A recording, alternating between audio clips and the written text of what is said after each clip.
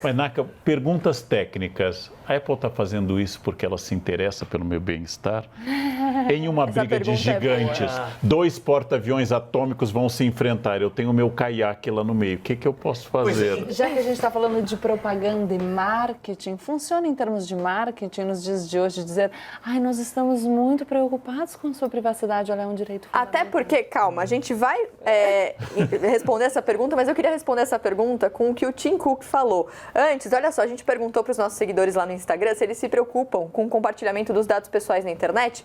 Vamos ver a resposta. 90% disseram que sim, 10% falaram que não. Então tá todo mundo assistindo hoje aqui o CNN Tonight. Olha ver se o povo lê os termos de uso. Me preocupo, leia os termos de uso, não. Naka, você vai falar um pouquinho sobre a Apple ser ou não a mocinha dessa história? Porque não é de hoje que essa treta aí entre Apple e Facebook acontece. Tudo começou com um climão entre as duas, lá em 2014, ou seja, a gente está falando de 7 anos atrás. Na época, o Tim Cook, que é o CEO da Apple, ele criticou o Facebook pelo Facebook coletar os dados de usuários para faturar com publicidade. Mas o Mark Zuckerberg, que é o fundador do Facebook, devolveu ali com outra crítica. Um de um lado, outro do outro, começaram ali a se atacar.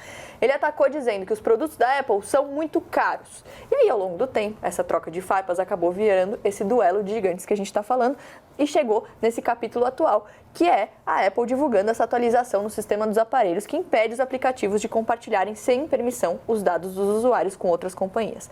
Esse lançamento dessa atualização do iOS foi na semana passada, mas em dezembro do ano passado, o Tim Cook já tinha ali dado pistas dessa nova política de privacidade da empresa. A gente vai ver um tweet que ele fez na época. Ele escreveu o seguinte: acreditamos que os usuários devem ter a escolha sobre os dados coletados sobre eles e como esses dados são usados. O Facebook pode continuar a rastrear usuários em aplicativos e sites como antes. A transparência de rastreamento de aplicativos que vai estar disponível no iOS 14 irá fazer apenas com que o app peça permissão primeiro. Aí, abaixo ali da publicação, tem uma imagem de como seria possível permitir ou negar o acesso aos dados, aparece ali. Permitir que o Facebook rastreie sua atividade em aplicativos e sites de outras empresas? A imagem ainda indica. Aqui, além de outras telas, o Facebook pode explicar por que os usuários devem permitir o rastreamento e aí o usuário deve escolher entre não permitir ou permitir. Ou seja, a gente está falando de uma atualização do sistema operacional.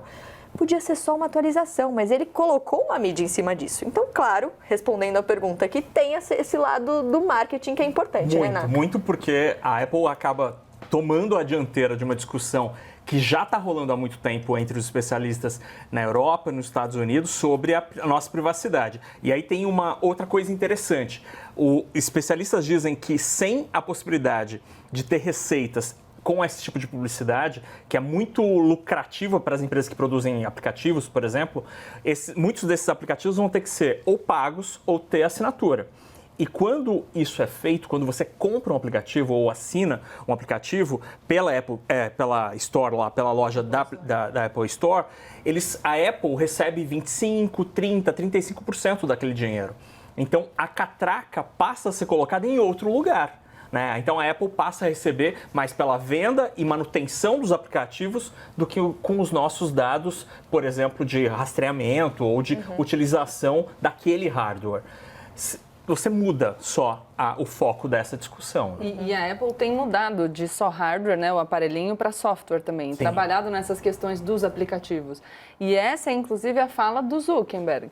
É claro que é importante a gente se preocupar com privacidade, mas a gente tem a sensação de que a gente usa a internet é grátis, de que a gente usa as redes sociais, os aplicativos, de forma gratuita. Mas nada é gratuito. A gente vive num sistema capitalista, então alguém está pagando essa conta. No caso da dinâmica em que você deixa os seus dados e o Facebook ou qualquer outra empresa pode negociar os seus dados com a publicidade, quem está pagando a conta do uso do aplicativo é a publicidade. A alternativa gera um custo para o consumidor. Então, eu não quero fornecer meus dados, mas eu estou disposto a pagar pelo aplicativo? Ou eu vou reclamar que eu tenho que usar esse aplicativo de maneira gratuita? E tem o outro lado da moeda, que é, a gente sempre conviveu com propaganda.